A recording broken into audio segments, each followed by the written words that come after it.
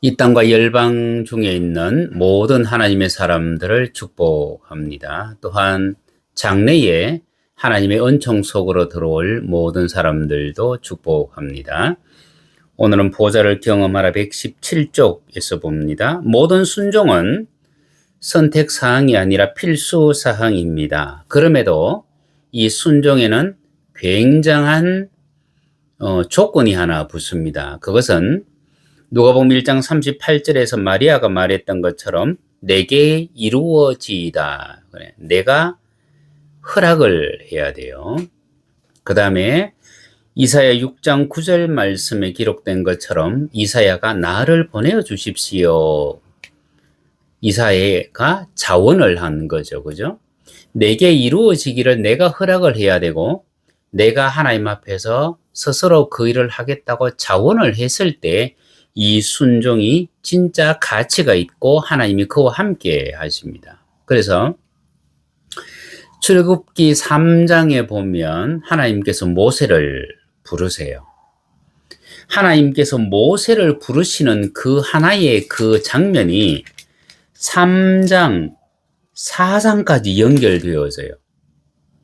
하나님이 모세를 딱 부르셨을 때 하나님 제가 알겠습니다 라고 모세가 바로 허락을 하든지 바로 자원을 했으면 그냥 성경 구절 한 2구절, 3구절에서 끝났을 겁니다. 그런데 출애굽기에 나오는 모세의 부르심에 대해서 보면 3장을 쭉 넘어서서 3장 22절을 넘어서고 그리고 다시 4장에 들어가서 4장 17절까지 이어져요.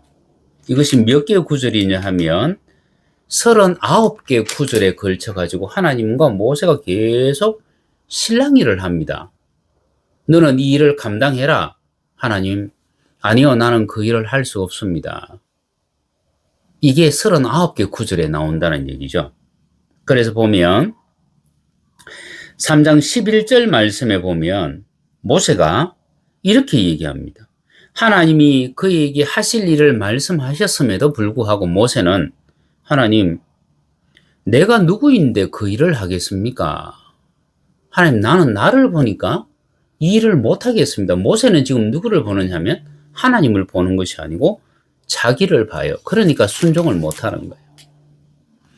13절에 들어가면 모세는 또 이렇게 얘기합니다. 사람들이 하나님의 이름이 뭐냐?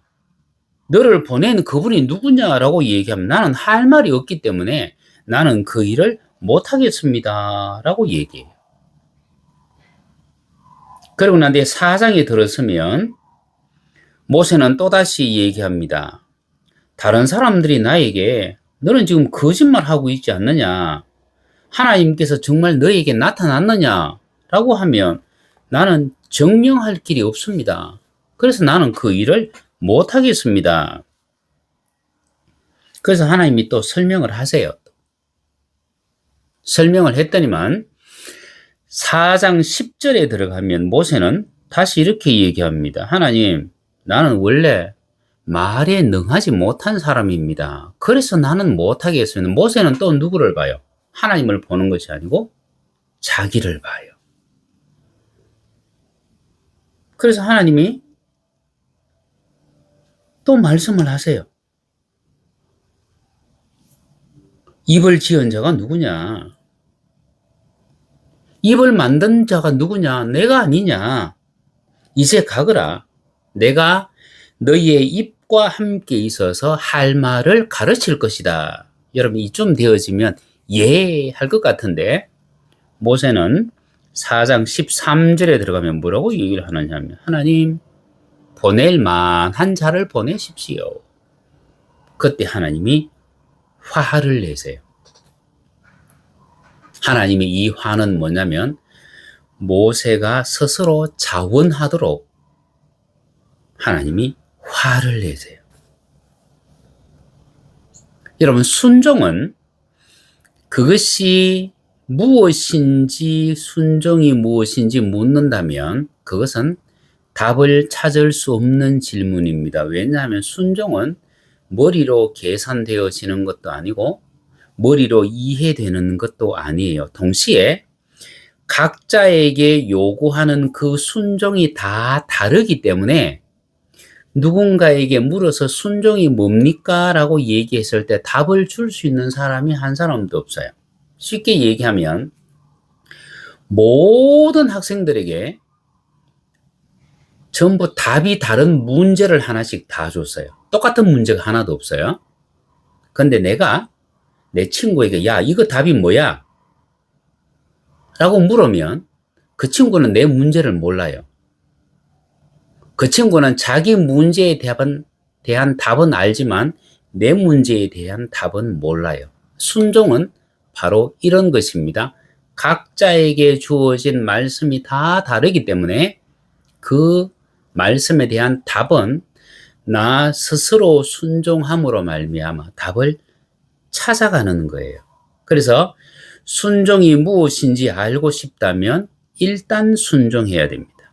순종은 순종을 통해서 알아가고 배워가기 때문입니다. 다른 방법은 없습니다.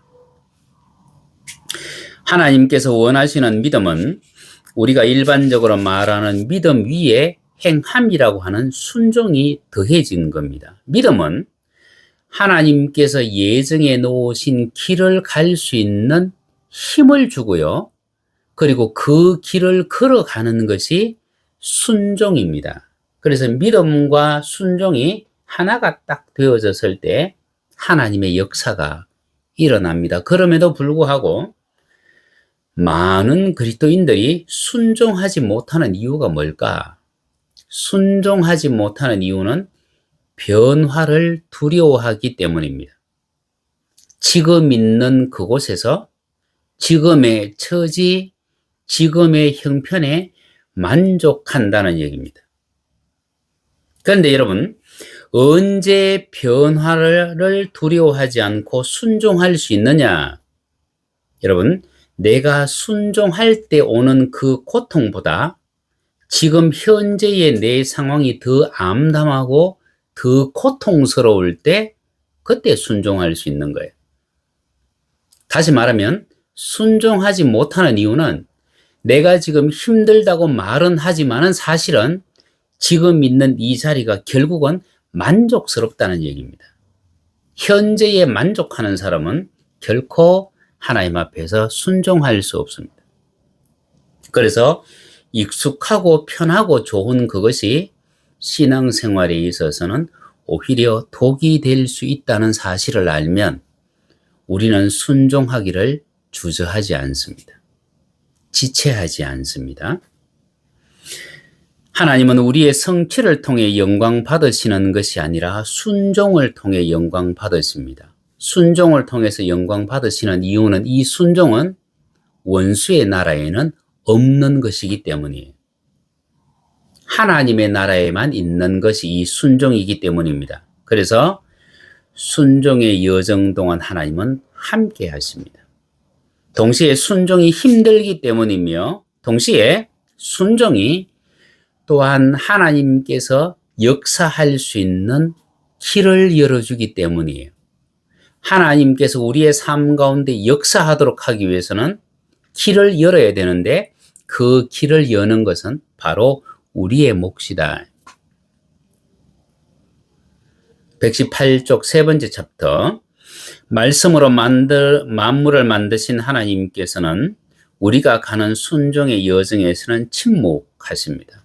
여러분, 처음에 말씀을 하실 때는요, 말씀을 주시고 꿈으로 보여주시고 환상으로 보여주시고 막 이렇게 하시다가 어느 정도 시간이 지나고 나면 말 그대로 침묵하세요. 기도해도 응답이 없고요. 꿈도 환상도 다 사라져버립니다. 모든 것이 멈춘 것 같고 잘못된 것 같고 그때 어떤 마음이 드느냐면 내가 잘못했나? 내가 지금 길을 잘못 왔나? 내가 다시 돌아가야 되나? 이 수많은 갈등이 계속해서 일어나요. 여러분, 하나님의 응답이 있다가 어느 순간 응답이 없을 그때는 얼마나 답답한지요. 돌아가고 싶어도 돌아갈 수 없는 그 절망적인 상태, 그것이 때로는 수개월, 때로는 몇 년이 흘러요. 그래도 계속해서 전진해 나가고 나면 어느 순간 하나님께서 말씀을 하세요. 그 어려운 상황 속에서도 내가 너희의 순종을 보고 있었다. 그러면서 다가오세요. 그리고 그 숨막히는 답답함, 그 절망 속에서도 하나님이 내 곁에 계속 계셨다는 것을 그때 하나님이 말씀하세요. 그래서 순종은 결코 쉬운 것이 아닙니다. 내가 원하는 것을 하는 것은 순종이 아니에요. 하나님께서 원하시는 그 일을 해야 그것이 순종입니다. 그리고 우리가 가던 길을 포기하지 않는 한 하나님은 포기하지 않습니다. 때로는 그 숨막히는 답답함, 그 절망 속에서 발견하는 것은 하나님과의 관계의 소중함이에요. 마치 무덤 속에 관 속에 갇혀 있는 것처럼 그 절망, 때로는 그 답답함, 그리고 옴짝할 수 없는, 여러분, 이 모든 것을 통해서 하나님은 우리가 하나님을 절대적으로 신뢰하기를 원하시고 우리의 방법을 죽이기를 원하세요. 동시에 우리의 육체의 본성적 자아, 그 모든 것을 포기하기를 원하십니다. 이것을 포기하지 않는 사람은 하나님의 말씀에 순종할 수 없다. 그래서 하나님께서 모세에게 하셨던 이 말씀, 모세가 끊임없이 거부했지만 하나님은 모세가 정말 자원하고 허락하기를 원하시고 끝까지 하나님은 그를 사용하기를 원하셨다. 그러면 하나님은 우리에 대해서도 역시 그렇게라도 해서 사용하기를 원하십니다. 왜냐하면 하나님 앞에 순종하는 그 한 사람이 너무나 없는 시대가 바로 오늘의 시대이기 때문입니다. 그래서 하나님 무슨 말씀하시든지 저는 온전히 순종하겠습니다. 이 각오를 가지고 하나님 앞에 기도할 수 있어야 돼요. 기도는 우리가 우리의 어떤 요구를 하나님 앞에 관철시키는 것이 아니고, 기도는 하나님 앞에 나와서 하나님의 뜻을 묻는 것이 기도라고 말씀드렸습니다. 그러면 하나님의 뜻은 우리에게 뭐를 요구한다? 순종을 요구한다는 것을 우리는 오늘도 기억하고 하나님 앞에서 열심 있는 삶을 살아갈 수 있기를 부탁드립니다.